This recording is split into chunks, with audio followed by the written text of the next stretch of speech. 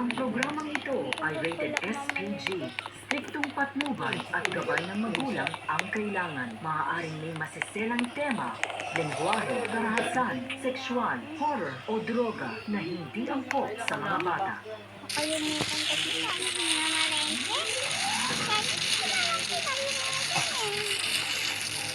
Kuha lang tayo.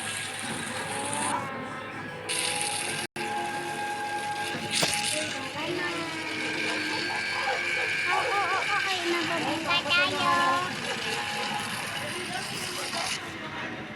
Nababangga tayo dyan.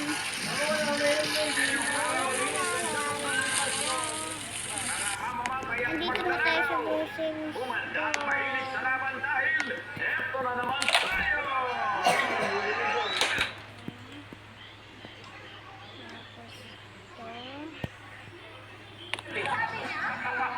Sunday is only nowadays.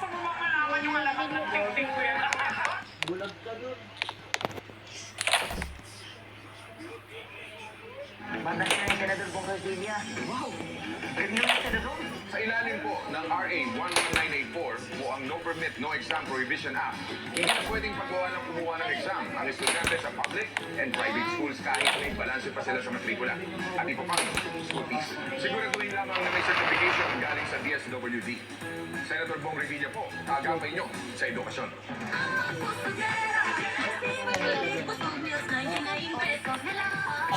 Sulit husog with extra rice na ang crispy chicken fillet at crispy chicken fillet ala King.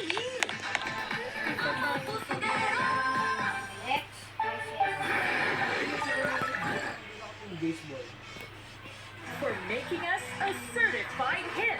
Bagay, win sa spell. Saan ako rin yung nag-win eh. Nanalo last time kasi wala po si Pablo. No kidding! Ito nga, promise Dahil maniwala kayo kay Tinkerbell. Makinig ka, kasi ako yung pinakamatanda dito. The Voice! Hindi siya pwede. Sunday, 11 p.m. Mataas ang pangarap ko sa buhay, Delphine. At ayoko mabibigo ako. Akong tunay ay nangyayari. Ilang beses ko pa sabihin sa'yo na kung nanay mo at hindi si Dulot. It's Mother versus Mother in Throwaway Shot. Monday, 3:15 p.m. on GTV.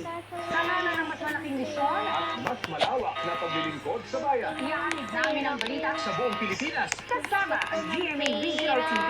Local News Matters. Balitang hali, 11 a.m. sa GTV.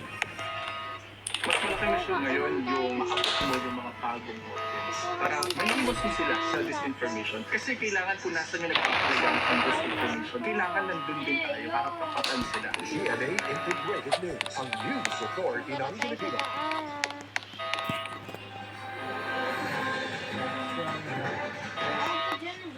Sumabog sa isang regional airport sa Japan, isang bomba ng Amerikano pang World War II. Ay, ba't waya? Malaking uka, delikadong pagsabog sa taxiway ng Miyazaki Pato, Airport. ako yung Walang nasaktan at hindi natamaan ang isang aeroplanong nagtataksi roon.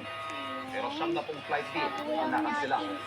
Ilang vintage bomb na rin ang dati nakita sa paliparan na ginamit ng airbase ng Japan noong World War II.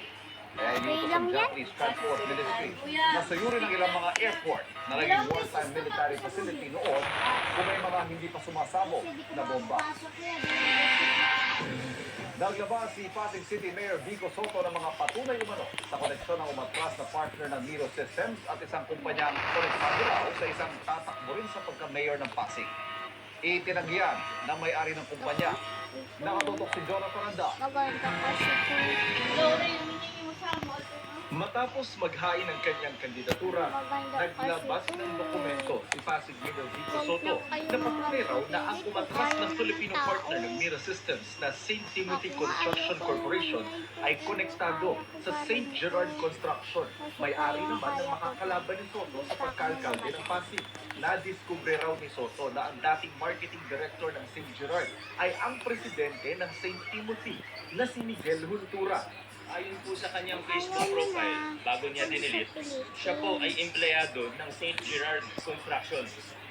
In fact, he is a marketing director of St. Gerard.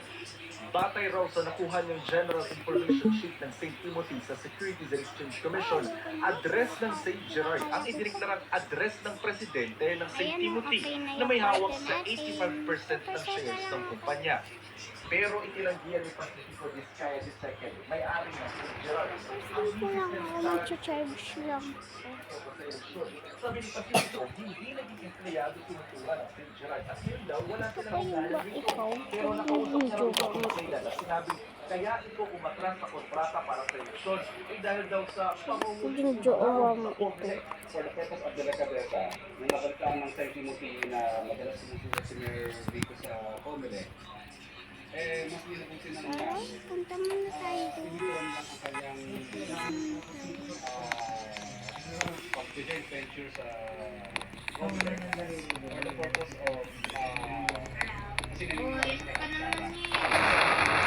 po yung organisasyon ng kasi naman niya ang fraud po na yan ay wala naman po ang lumahanan. sabi ni Vizcaya, nakaras na sila sa amin ang reklamo sa group so sa sa mga negosyo nila. Kahit pa nagsusunod din naman sa mga requirements. Ayon kay Pacifico, sa Lunes maghahain ang CSCP ng mayor ng Pasig ang itinutulara kasama ang government Pilipinas at ang mga pagkakas para sa buhay ng individual. Doon sa mga 24 oras. Ang Senate kick-off ang most awaited concert Ay, sa playground. Kaya ko naman pumunta sa playground kahit walang kasama. Kaya ko rin